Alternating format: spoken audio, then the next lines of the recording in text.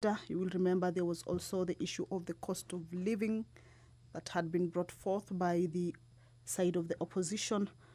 There was also the establishment of, or rather entrenchment of funds into the constitution, that is the NGAF fund, as well as the Senate Oversight Fund, that were part of the issues that were to be considered in that report. Reforms are or issues with regards to judiciary, electoral issues, and a number of issues that were termed to be of national importance, and that necessitated the formation of this particular committee, that the two sides of the political factions, that is the government side and the opposition side, came together to address these issues and table that report. So that debate on this particular report has been on at the National Assembly, and this afternoon a question will be put to this particular report to see whether issues that were raised by both sides have been addressed, or are there shortcomings, and what are some of the proposals that were brought forth. So that is or rather part of the business that the members will be embarking on this afternoon. The statute law miscellaneous amendments number 2, a bill that is originating from the National Assembly, Bill number 68 of 2023, a bill by the leader of the majority party, which is at its second reading stage, will be resuming debate this afternoon. Remember, its debate was interrupted on Wednesday, December date 6, the year 2023, in the afternoon sitting. And this afternoon it is slotted to be considered or debate to continue. But as you can see, the Speaker of the National Assembly, Honorable Dr. Moses Wetangula, is in the chambers. Allow me to hand you over to this live broadcast brought to you by PBU in partnership with the Kenya Broadcasting Corporation. My name is Kamche Menza. Good afternoon. Mheshimiwa, tuombe. Ewe Mwenyezi Mungu, ambaye kwa hekima na wema wako umeteua nyadhifa za viongozi na mabunge kwa ustawi wa jamii na utawala wa haki wa wanadamu, tukusihi utasame kwa neema nyingi sisi watumishi wako ambao wameridhika kutuita ili tutekeleze shughuli muhimu za jamhuri yetu. Tukuomba uteremshie baraka zako sisi tuliokutanika hapa, na tujalie tuyatende na kufikiria mambo yote tutakayofikishwa mbele yetu kwa njia ya haki na uaminifu, ili utukufu na sifa zako ziendelezwe, na ili kustawisha amani, ufanisi na heri ya nchi yetu na wale ambao haja zao umezikabidhi mikononi mwetu. Amen.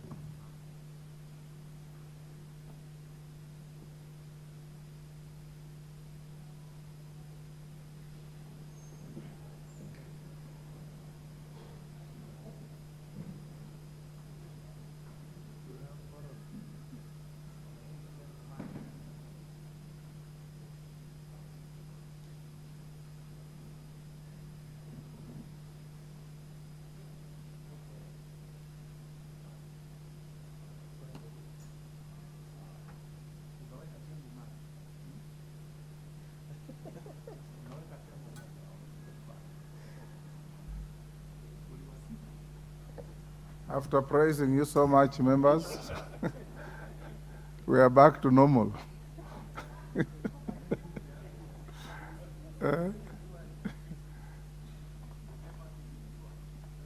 Pombe inaongezwa maji. Sergeant, can you ring the bell?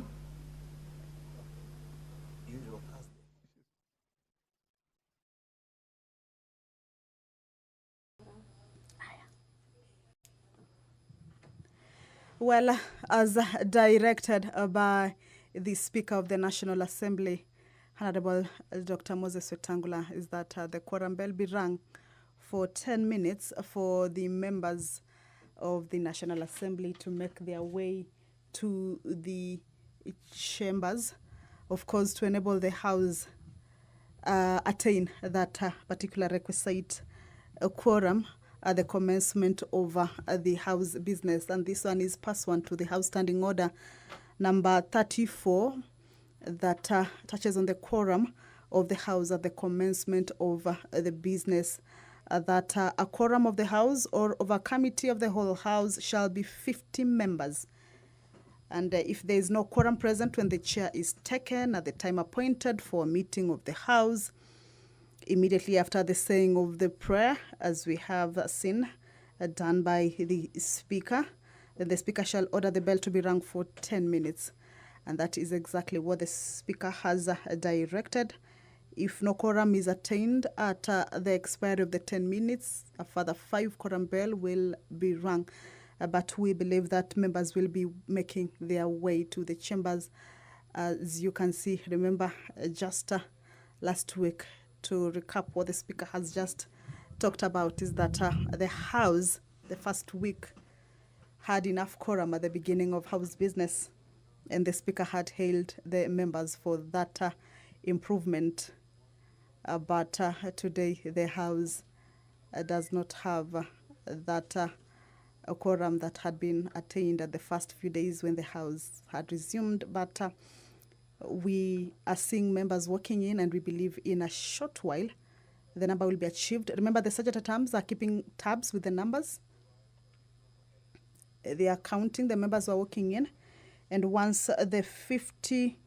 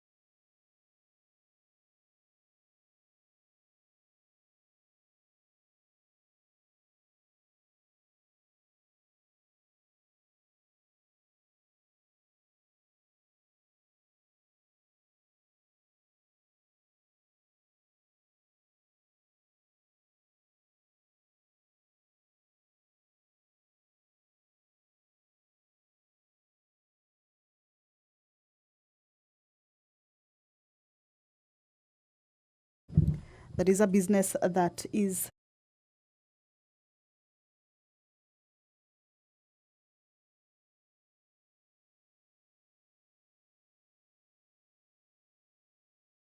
assembly this afternoon.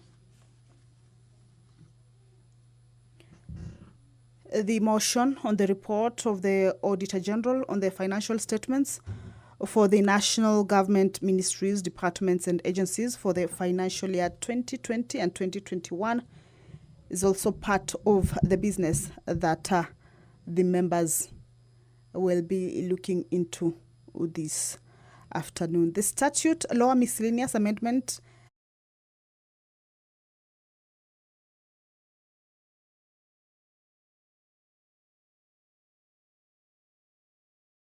that is at its second reading stage, and this afternoon debate on this bill is scheduled to continue. This bill seeks to make various amendments to various statutes, and this is in keeping with the practice of making various amendments which do not merit the publication of separate bills into one bill. And some of the statutes that this bill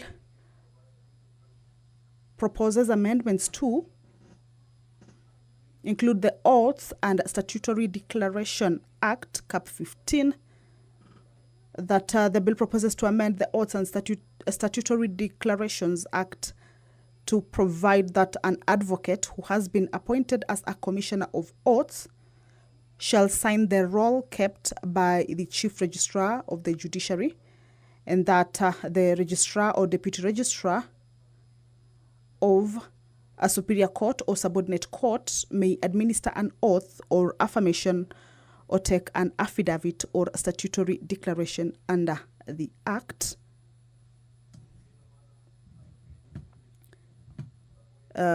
We can see the leader of the majority party there at the entrance of the chambers engaging to see whether members are making their way to the chambers. Remember, if you're just joining us, is that it is a 10-minute quorum bell as per the House Standing Order. If 50 members are not seated inside the chambers at the commencement of the House business, then business cannot start unless and until that number is attained. So in this case, the leadership of the House, including the whip, then will be making efforts to ensure that the numbers are achieved and that the House business starts without any waste of time. The other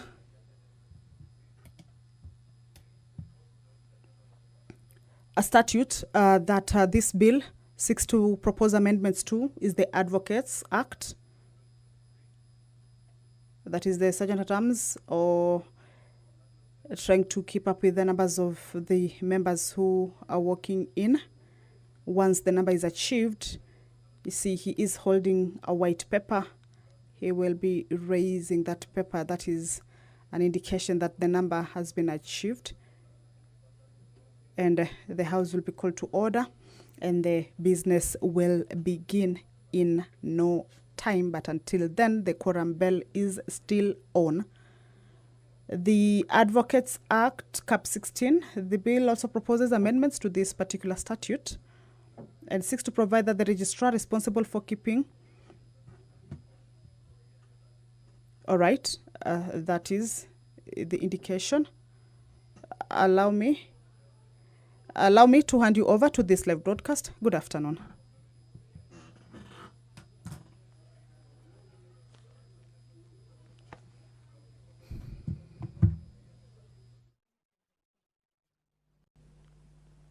Order number 3, messages. Order number 4, petitions. Order number 5, papers. Majority Leader. Thank you very much, Honorable Speaker. Honorable Speaker, I take this opportunity. Honorable Speaker, I beg to lay the following papers on the table of the House today, Thursday, February 22nd, 2024. 1. Annual report on financial statements of the Kenya Power Lightning Company Limited, PLC, for the year ended 30th June 2023. Reports of the Auditor General and financial statements for the year ended 30th June 2023 and certificates therein in respect of A. Commission on Revenue Allocation Staff Mortgage Scheme Fund. B. Office of the Director of Public Prosecution Staff Housing Mortgage and Car Loan Scheme.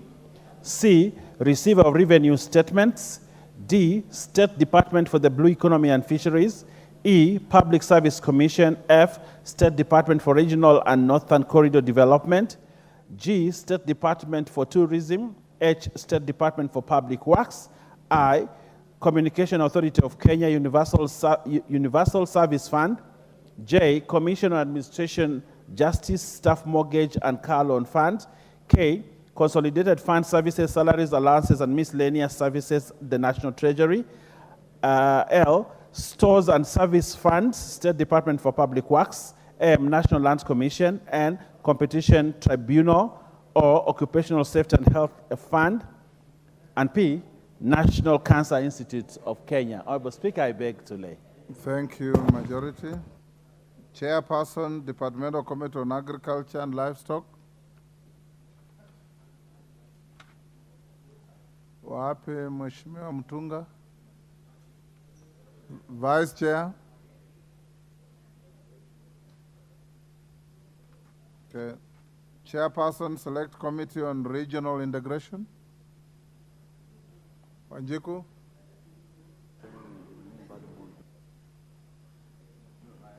Thank you, Honorable Speaker. Honorable Speaker, I beg to lay the following paper on the table of the House today, Thursday, 22nd February 2024. This is the report of the Select Committee on Regional Integration on a study visit to the Southern Africa Development Community, SADC headquarters in Gabon, Botswana. It is pronounced Gaborone, Botswana. Next, Chairperson, Public Investments Committee on Social Services, Administration and Agriculture. Thank you, Honorable Speaker. Honorable Speaker, I beg to lay the following paper on the table of the House today, Thursday, 22nd February 2024. Second report of the Public Investments Committee on Social Services, Administration and Agriculture on its consideration of the report of the Auditor General on the financial statements of 5 state corporations. Thank you, Honorable Speaker. Thank you. Back to B, Chairperson, Departmental Committee on Agriculture and Livestock. Majority, where is your chairman?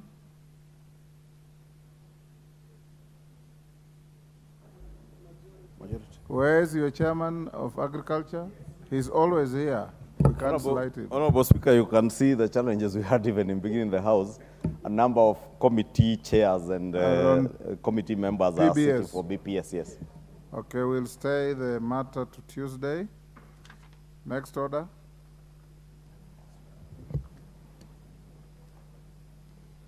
Order number 6, notices of motion. Chairperson, Departmental Committee on Agriculture, I think it suffers the same fate. Stayed to Tuesday, next week. Chairperson, Public Investments Committee on Social Services, Administration and Agriculture. Honorable Wangwe. Thank you, Honorable Speaker. Honorable Speaker, I beg to give notice of the following motion, that this House adopts the report of the Public Investments Committee on Social Services, Administration and Agriculture on its consideration of the report of the Auditor General on the financial statements of the Kenya Medical Training College financial year 2017-2018 to 2020-2021, the Kenyatta University Teaching, Referral and Research Hospital for financial year 2019-2020, the Kenya Medical Research Institute for financial year 2012-2013 and 2013-2014, the Kenya Medical Laboratory Technicians and Technologists Board for financial year 2014-2015 to 2020-2021, and the Kenya Medical Practitioners and Dentists Council for financial year 2017-2018 to 2020-2021, laid on the table of the House on Thursday, 22nd February 2024. Thank you, Honorable Speaker. Thank you. Chairperson, Select Committee on Regional Integration, Honorable Wanjiku Muya. Thank you, Honorable Speaker. Honorable Speaker, I beg to give notice of the following motion, that this House adopt the report of the Committee on Regional Integration on its consideration of the inspection visit to the semi-autonomous institutions of East African Community in Uganda, laid on the table of the House on Wednesday, 29th November 2023. Thank you. Next order. Order number 7, questions and statements. Member for Majority, are you ready? We start with you, or we? Majority Leader, we want to start with you or we end with you on statements? Your Thursday statement. Let me start, Honorable Speaker. Honorable Speaker, pursuant to the provisions of Standing Order 44-2A, I rise to give the following statement on behalf of the House Business Committee, which met on Tuesday, 20th February 2024 to prioritize business for consideration during the week. As members are aware, Honorable Speaker, this week the House concluded various business, including the passage of the Affordable Housing Bill, National Assembly Bill, the Housing Bill, Affordable Housing Bill, 2023. Notably, the House awaits reports on various items, and I urge committees to expedite any pending business before the committees. Honorable Speaker, with regard to the business scheduled for Tuesday next week, the House is expected to consider the following bills at second reading, if not concluded today. 1, the Statute Law Miscellaneous Amendments Number 2 Bill of 2023. 2, the National Disaster Risk Management Bill of 2023. C, the Employment Amendment Bill, Senate Bill number 11 of 2022. 4, the Natural Resources Benefit Sharing Bill, Senate Bill number 6 of 2022. 5, the Petitions to Parliament Procedure Amendment Bill of 2022. And 6, the Regional Development Authorities Bill of 2023. Additionally, debate will also be undertaken on the following motions, should they not be concluded today. A, ratification of the agreement on the establishment of the International Vaccines Institute. B, the report of the Auditor General on the financial statements for the national government ministries, departments, and agencies for the financial year ended 2020-2021. C, report of the Auditor General on 23 non-compliant state corporations. And D, report on the compliance to Article 54(2) of the Constitution regarding employment of persons with disabilities in public institutions. Honorable Speaker, in accordance with the provisions of Standing Order 42A, 5, and 6, I wish to convey that the following Cabinet Secretaries are scheduled to appear before the House on the afternoon of Wednesday, 28 February 2024, to respond to questions as follows. 1, the Cabinet Secretary for Gender, Culture, the Arts, and Heritage to appear and respond to the following questions.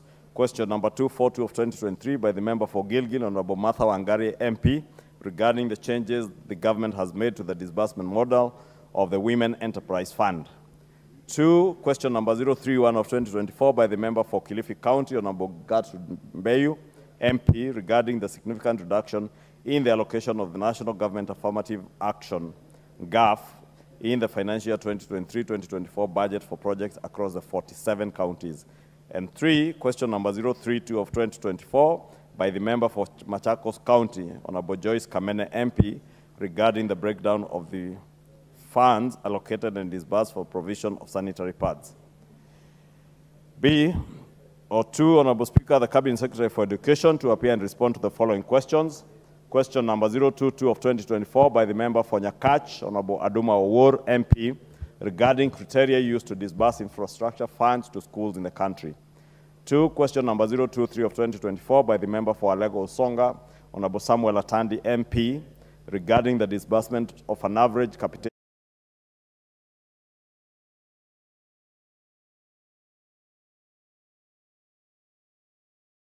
MP regarding measures under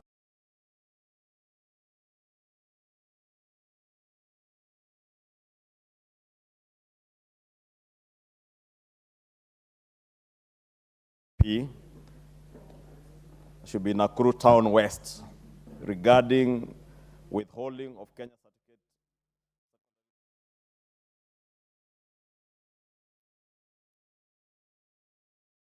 Question number 026 of 2024 by the member for Kisumu Central, Honorable Joshua Oron, MP, regarding house allowances for teachers from Kudho Secondary School, Kudho Primary School, and Obinju, Kanyakwar Primary School. Question number 040 of 2024 by the member for Nyakach, Honorable Adoma Owor, MP, regarding the delocalization of teachers even after the policy was abolished.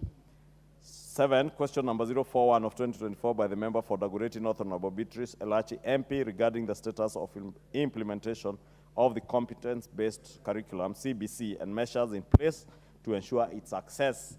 And question number 042 of 2024 by the member for Dagoretti North, Honorable Beatrice Elachi, MP, regarding the ownership of valid land documents by public schools in the country. Having said that, Honorable Speaker, I wish to know that the House Business Committee will reconvene again on Tuesday, 27 February, to schedule business for the rest of that week. I now wish to lay the statement on the table of the House. Thank you. Majority Leader. Member for Nairobi City County, Esther Passaris.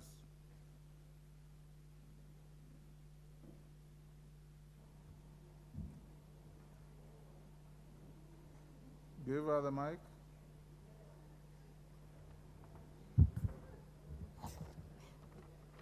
Thank you, Mr. Speaker. Honorable Speaker, pursuant to Standing Order 44.2c, I wish to request a statement from the Chairperson, Departmental Committee on Health regarding remittances to hospitals. Honorable Speaker, the National Health Insurance Fund, NHIF, has a duty to contribute towards universal health coverage through the provision of affordable, accessible, sustainable, and quality health insurance. However, it is regrettable to note that there have been numerous complaints from Kenyans regarding their dissatisfaction with NHIF services. In some cases, patients under NHIF cover who are admitted to hospitals while unconscious are not attended to for long periods of time owing to inability of NHIF to confirm patients' details. In addition, some patients under NHIF cover are denied direct admission even under emergency circumstances, as the cover does not provide for pre-admission diagnostics such as implants and scans, yet some civil servants under the same cover get these services. This goes against the provision of Article 43 of the Constitution on access to emergency medical treatment. Honorable Speaker, it is on this background that I request a statement from the Chairperson, Departmental Committee on Health on the following. 1, could the Chairperson explain the criteria used to prioritize settlement of NHIF claims to eligible hospitals and reasons why certain facilities are paid while others are not? Could the Chairperson explain why there are delays in payment of monies owed by NHIF to some hospitals, particularly Kenyatta National Hospital and Nairobi County facilities for services already rendered? Could the Chairperson outline the plans, if any, that the government has put in place to cushion detained patients with outstanding bills beyond NHIF settlement through waivers of bills, including a possible framework for waiver for both county and national hospitals? Could the Chairperson give the timelines in which the government is planning to release approximately Kenya shillings 32 billion owed by government to all NHIF accredited government and private hospitals, including the 480 million owed to Nairobi County medical facilities and Kenya shillings 1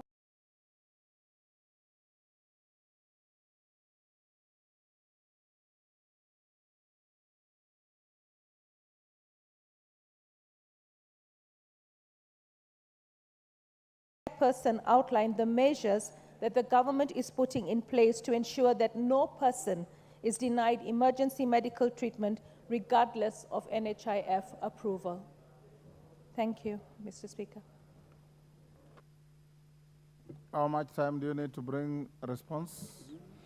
Thank you, Honorable Speaker, and I want to thank the County Woman Member of Parliament for Nairobi, Honorable Esther Passaris, for the question. I would want to ask for a period of 2 weeks to be able to get a substantial response to your questions. Thank you. 2 weeks is ordered. Thank you. Member for Embakasi Central, Benjamin Gadiru. Thank you, Mr. Speaker. I rise to seek a statement regarding the recruitment of the National Youth Service volunteers. Honorable Speaker, pursuant to Standing Order number 44, subsection 2C, I wish to request for a statement from the Chairperson, Departmental Committee on Social Protection regarding the lack of transparency and equity in recruitment of National Youth Service, NYS. Honorable Speaker, the government through NYS recruits about 30,000 youth annually who are thereafter trained various skills including paramilitary, engineering, fashion and design, business management, catering, agriculture, secretarial, plant operation, construction, and driving. These youth are also prepared for other national duties, such as service in the armed forces, national reconstruction, and disaster response. Honorable Speaker, the recruitment of NYS servicemen and women is expected to be a representative as possible to ensure the majority of the interested youth get opportunity to appear before the public, before the recruitment person.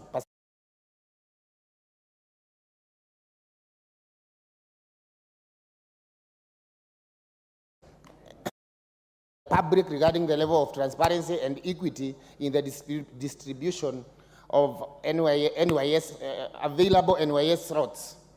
During the launch of the 2024 NYS recruitment, The Cabinet Secretary for Public Service, Performance and Delivery Management indicated that the process would be undertaken at the ward level. However, this did not happen in most parts of the country, including Nairobi City County. There seems to be a systematic interference of the process with the aim of denying certain members of the public, especially in Nairobi, the opportunity to engage in this noble national duty. Honorable Speaker, it is against this background that I seek the statement from the chairperson of the Departmental Committee on Social Protection on the following. 1, could the chairperson outline the steps that the Ministry of Public Service, Performance and Delivery Management is taking to ensure that NYS recruitment is transparent, fair, and conducted at the ward level, especially in Nairobi County, to avail maximum opportunity to all interested youth? Number 2, could the chairperson of the Departmental Committee on Social Protection and the Budget and Appropriation Committee take measures to ensure that operation of NYS are carried out in utmost fidelity to the law and consider withholding funding to the NYS, either through supplementary budget or through the 2024-2025 estimates, unless proper measures are put in place to address members' concern?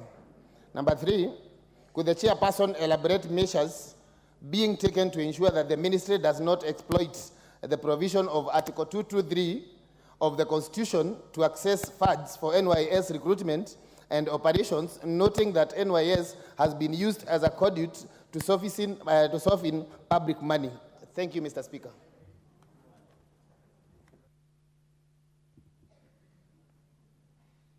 Beatrice Elachi. Thank you, Mr. Speaker. Mr. Speaker, while I want to appreciate and thank the member of Embakasi Central, I will also just to add on, Mr. Speaker. You see, when you look at Nairobi with 17 constituencies, I would wish they also explain to us how it normally ends up. 17 constituencies can go on one day and do their recruitment, all of them together.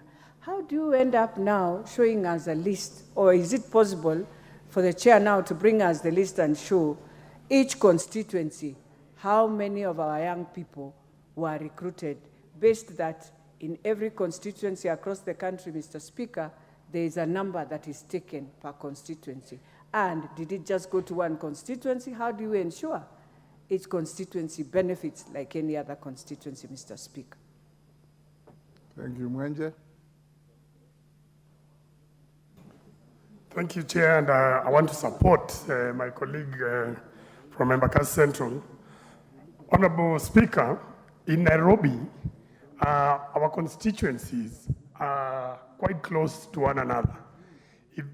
By taking us to one single venue creates a disadvantage, because that means it is impossible to determine where you will get, how you will be able to determine which person comes from which ward.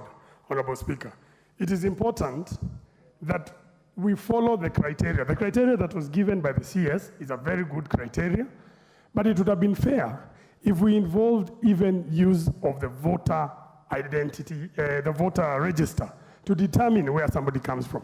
A second issue, Honorable Speaker, which we'll also need to the chair of the committee to note, is that when I got my ID card, I was in secondary school, somewhere in Kikuyu, actually in Alliance. I know you never know, some of us went there. So my ID will not read that I'm from Embakasi. I got it when I was in high school. So what happened, Honorable Speaker, is that people who had ID cards that were reading Moranga, Nyeri, were being told to go away and go to where they got the ID. That's a very unfair system, Honorable Speaker, because those people got the IDs there, but they live and reside here in Nairobi.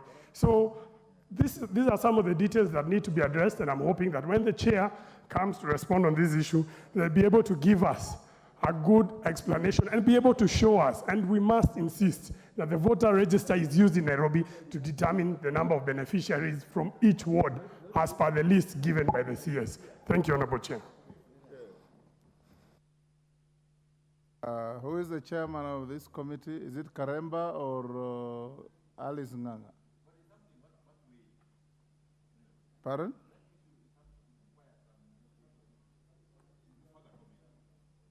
Go ahead, I'll give you 1 minute. Asking for permission indirectly. Honorable Speaker, you know, the issues being raised by Honorable Major Dog and Honorable Mwenji are very weighty, those issues. Because Nairobi, for instance, just like Kisumu, Mombasa, wherever, belong to everybody. Yes, when you find yourself staying in Kisumu city, it doesn't matter where you are born or where you got your ID card from.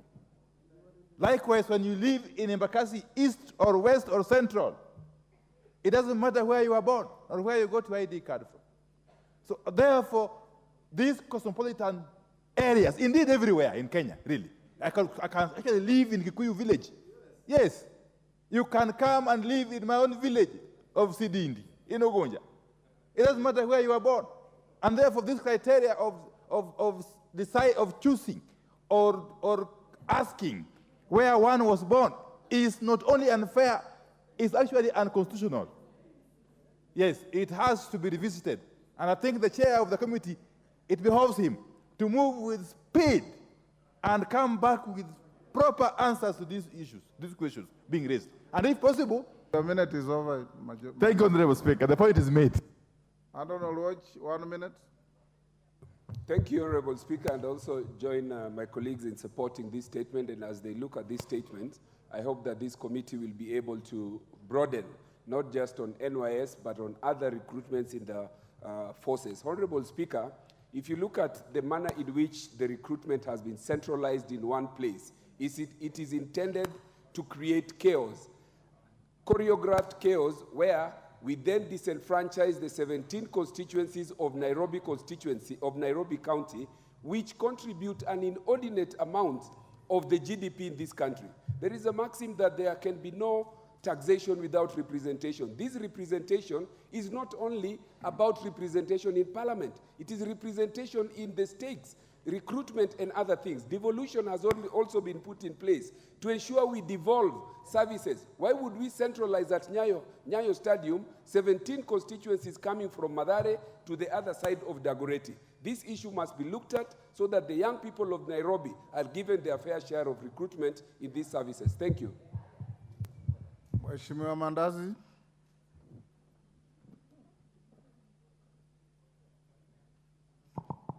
Yeah, thank you, Speaker. And equally, from my constituency, I have two regions. Unlike we are speaking about the towns and the cities, Chepalungu constituency has two regions in terms of politically, some regions are in Chepalungu, and administratively, some regions that lie towards Bomet town are in Bomet Central and East. And subsequently, in any recruitment of any kind of discipline, some are disadvantaged. They are normally told to go back to Bomet Central. When they go to Bomet Central, they are told to go back to Sigor. Actually, Speaker, we should be looking not at the ID, but at the person who is gone there to be interviewed for that particular discipline. I want to support my colleagues. Actually, it discriminates the youth who are going there to look for jobs. Thank you, Mr. Speaker. Last, KJ. That MP from Chepalung is rural. Go ahead. Mr. Speaker, I thank you. And I also thank you, the Honorable Member for Embakasi Central, for bringing this to the floor so that it is discussed as a national issue. Mr. Speaker, when we devolved with the new constitution, we ended up with a suspended system because the system of devolution only devolves up to the ward level. There is a gap between the ward level and what is happening mashinani. Now, what happens is that with the devolution, each county was made to be equal, up to and including the biggest city in East and Central Africa, Nairobi. Nairobi here, you've got a ward or wards that are probably the size of entire counties elsewhere in terms of population. So when you centralize the recruitment of either NYS or police or the army and so on, you are disenfranchising an extremely big part of Kenya's population. So, Mr. Speaker, beyond just the recruitment, we've also got to find a way how we shall resolve this issue of the Nairobi being considered as a region equal to every other region in the country, knowing how big it is in terms of population, but also in terms of its contribution to the GDP of this country. This region needs to get its fair share of the cut of the national cake. Thank you very much. We'll stop it there. Majority Leader, inform the Honorable, is it Alice Nganga, to bring a response to that statement in 2 weeks. Members, allow me to acknowledge the following institutions in our galleries. Both in the Speaker's Gallery, we have Salvation Army Kieni Girls Secondary School from Runyenjes, Embu. We have El Bagon Secondary School from Molo, Nakuru. In the public gallery, we have Kirimunge Secondary School, Kirinyaga, constituency Kirinyaga. In the public gallery, we have Thamana Group of Schools from Kiamba, Kiambu. St. Mary Magdalene Girls Secondary School, Runyenjes, Embu. Nandi Students Association, Mgwen, Nandi. We have Kiambogo Township Junior Secondary School, Gilgil, Nakuru. And we have Itoloni Girls Secondary School, Mwingi West, Kitui. I've been requested by the Honorable Gitari from Kirinyaga to welcome the students, speak on behalf of all the constituents I've mentioned. Where is Gitari? Give Honorable Gitari the mic. Thank you, Honorable Speaker. I take this opportunity to welcome all the schools in the public and speakers gallery to this August House. And Mr. Speaker, I don't want to miss a point that Keremunge Day School from Kirinyaga Central is a school that is performing very well. We started it with the CDF money, and I can assure you in the last exam, they had A-, 2 A- from twins. You saw it in the televisions. I welcome them. They are flagged by Mrs. Jemima Wawero. I welcome you all. I thank you. On behalf of the Speaker and all members of Parliament, we welcome the schools, the students, and their teachers to the House of Parliament. Honorable members, I'll step back to order number 5 and invite Honorable Mutunga. And the reason I'm doing this is Honorable Mutunga has never failed to be in the chamber. He's always here. He's not a persistent offender. I'll allow him to lay his paper on the table. So, Chairperson, Departmental Committee on Agriculture and Livestock. Thank you very much, Honourable Speaker. Honourable Speaker, I beg to lay the following paper on the table of the House. Today, that's the 22nd of February 2024. This is the report of the Departmental Committee on Agriculture and Livestock on the budget implementation for the financial year 2022-2023 for vote number 1162 for State Department for Livestock Development and vote number 1169, State Department for Crop Development. Then proceed under order number 6 to give your notice of motion. Honourable Speaker, thank you very much.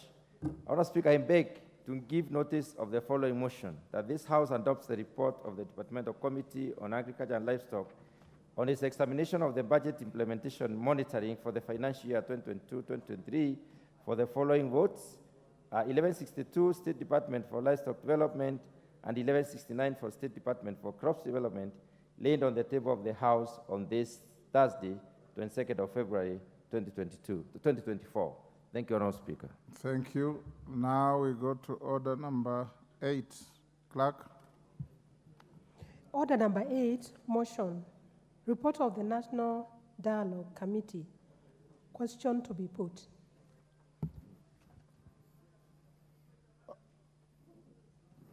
Yes, Honorable Elachi, what is out of order?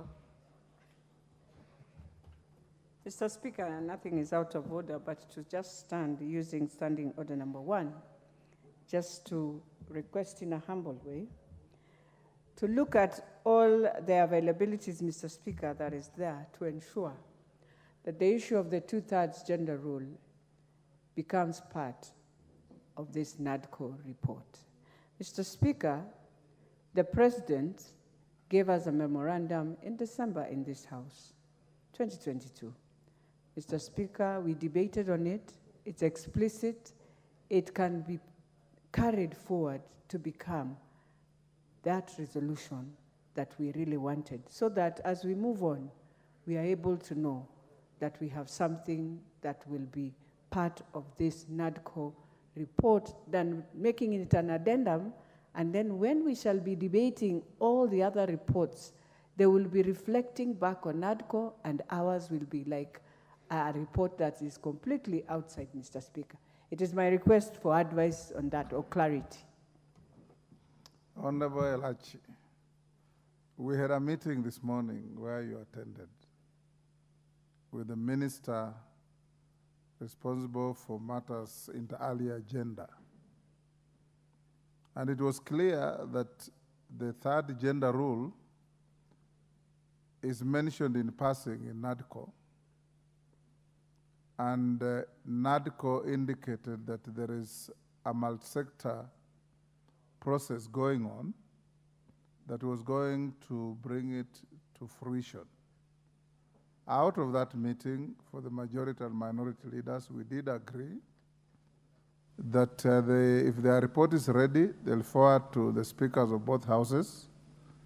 Thereafter, we shall give direction. As it is now, Honorable Elachi, the Speaker has absolutely no capacity to superimpose a matter that is strange to the NADCO report on the NADCO report. When that report comes, we will find a way through consultations with the leadership on how to actualize it.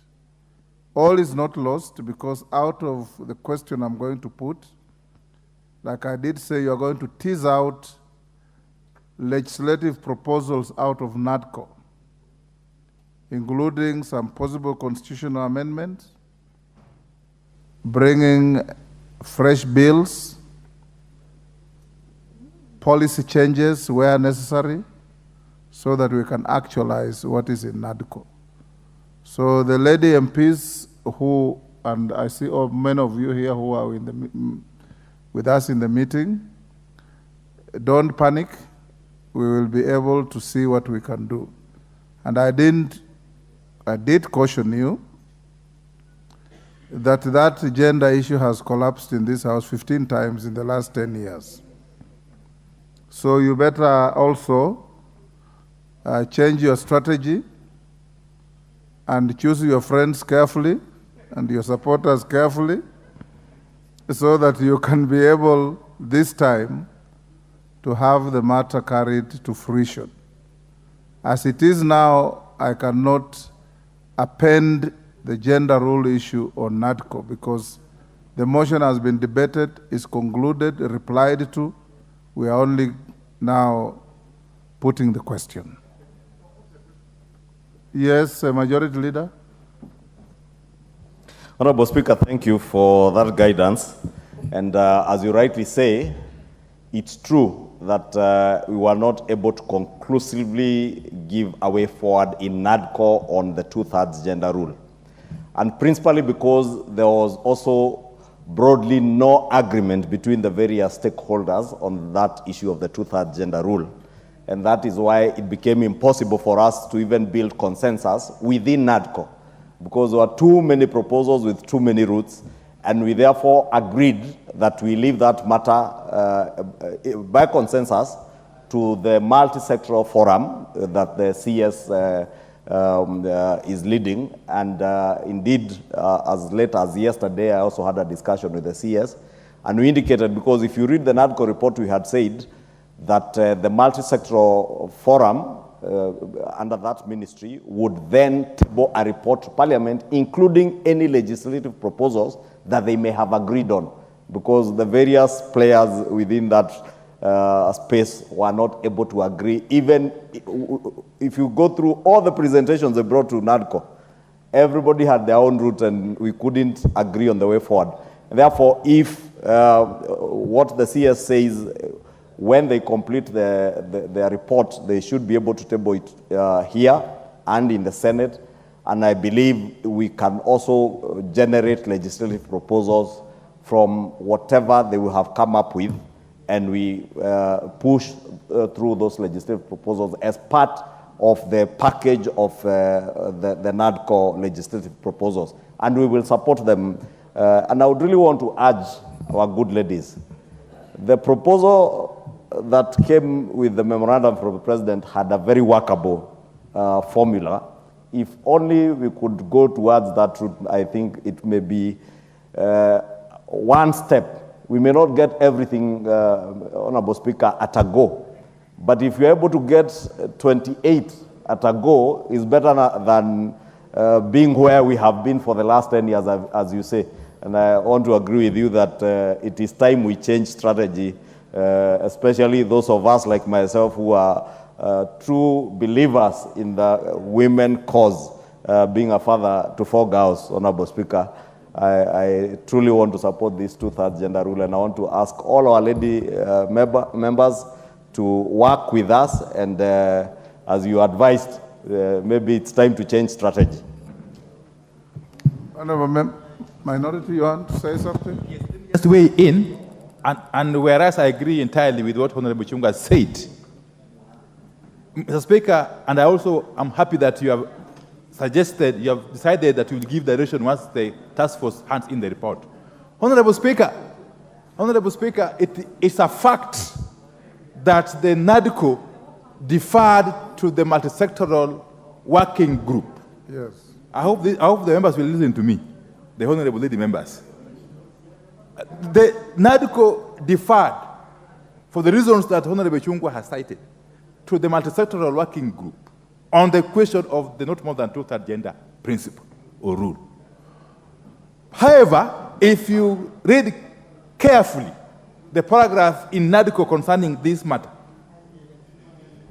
the intent was and still is that once the multi-sectoral working group completes its work and submits a report here with probable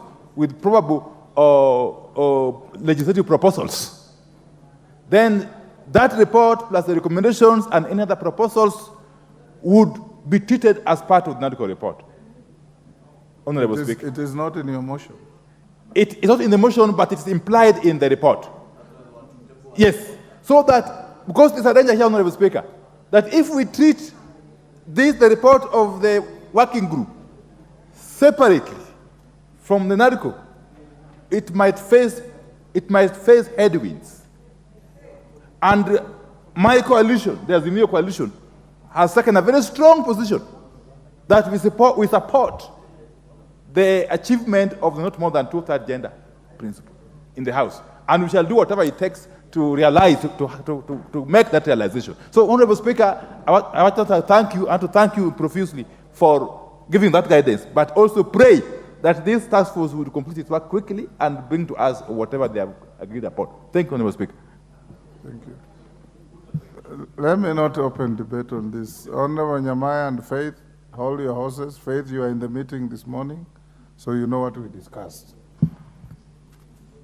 Honorable members, as I put the question, once you pass this motion, and I'm advised it has also passed in the Senate, we'll direct the clerks to both houses to convene a meeting with the senior officials to now look out at your proposals on legislation, both on the Constitution and drafting of bills, so that they can work expeditiously to get the bills in place.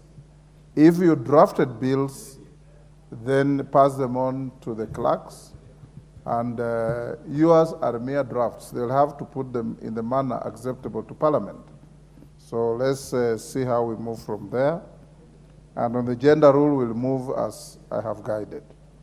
Honorable members, I now put the question, which is that this House adopts the report of the National Dialogue Committee laid on the table of the House on Thursday, 7th December 2023. As members of that opinion say aye. Aye. Will those of the contrary opinion say nay? The ayes have it. Next order. Order number 9, motion. Ratification of the agreement on the establishment of the International Vaccines Institute. Kose. Thank you, Honorable Speaker. Honorable Speaker, the Departmental Committee on Health held the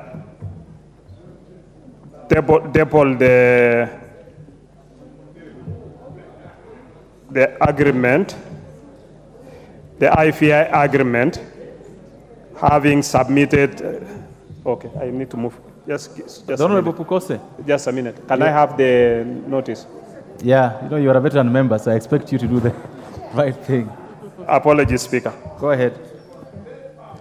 Honorable Speaker, I move that this House, I move the motion that this House adopts the report of the Committee on Health on its consideration of the agreement on the establishment of the International Vaccine Institute laid on the table of the House on Tuesday, 5th December 2023, and pursuant to the provisions of Section 8.4 of the Treaty Making and Ratification Act 2012, approves the ratification of the agreement on the establishment of the International Vaccine Institute.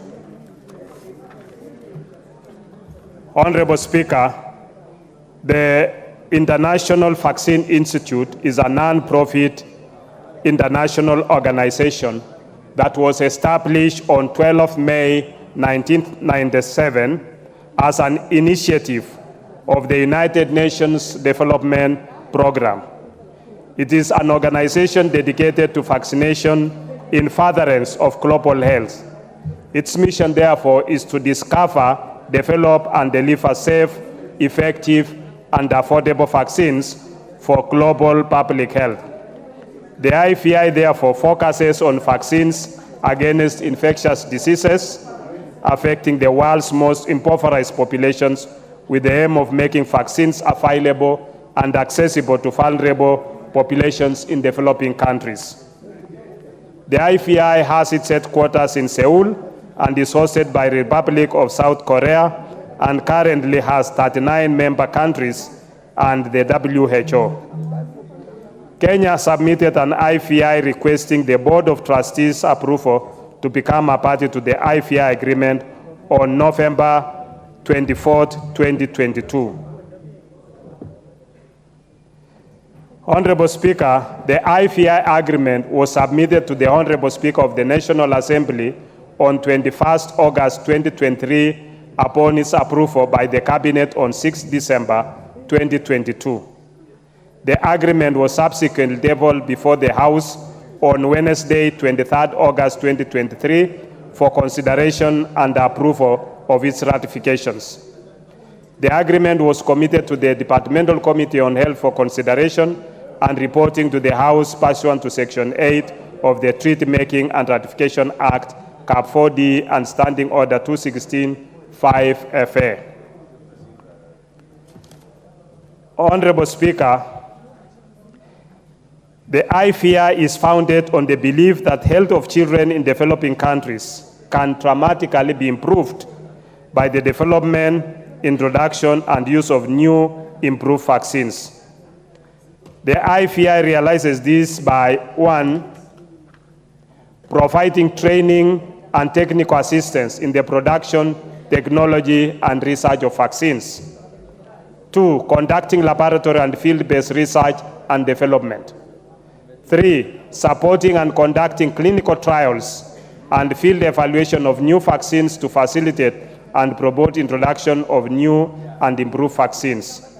And 4, cooperating with vaccine manufacturers and national control authorities and other relevant bodies in developed and developing countries to promote vaccine research and development.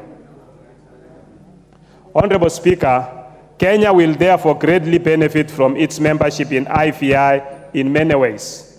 I'll just highlight a few. One, the membership will enable knowledge transfer, capacity building in biotechnology and vaccine production. This is crucial as vaccine research and development and field research are catalysts to the attainment of universal health coverage.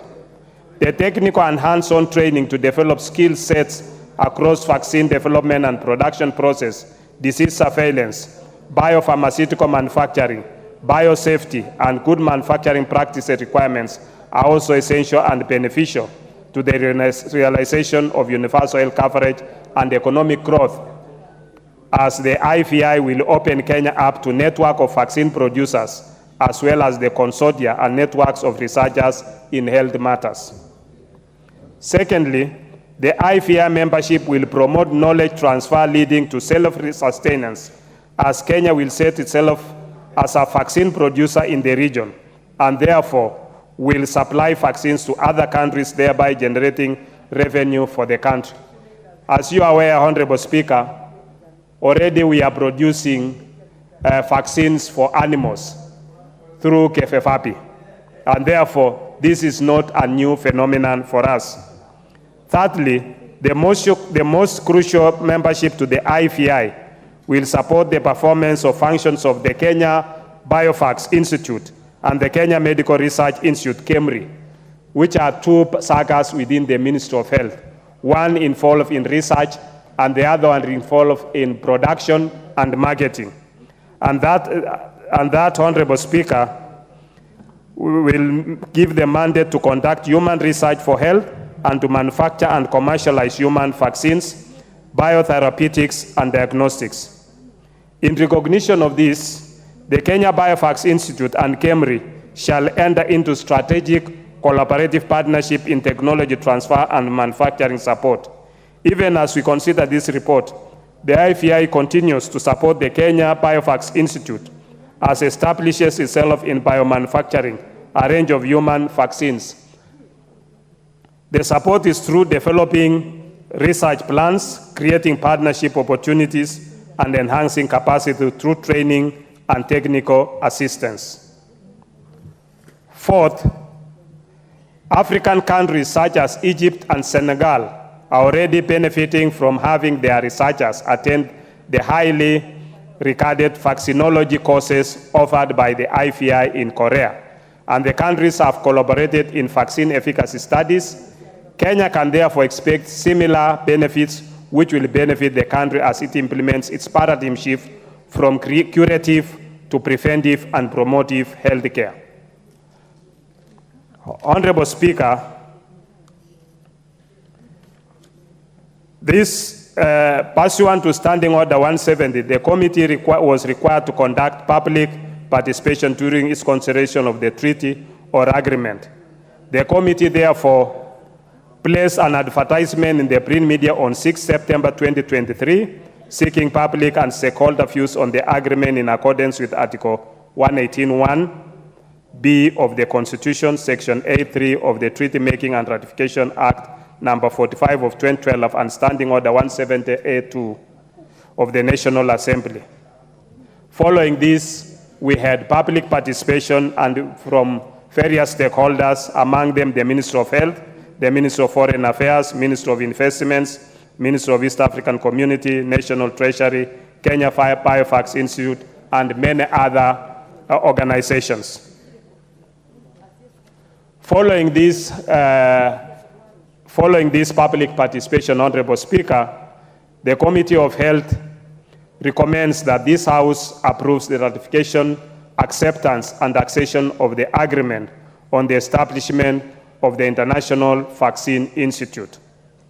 Honorable Speaker, as I conclude, I will not conclude without thanking you, Honorable Speaker, and the Clerk of the National Assembly for the logistical and technical support accorded to us during our sittings. The committee further wishes to thank all stakeholders who submitted their views on the agreement. Finally, I wish to express my appreciation to the honorable members of the Committee of Health, the Secretariat who made useful contributions towards the consideration of the agreement and production of this report. I therefore move and ask Honorable Ferdinand Wanyonyi, the member for Kwanza, to second.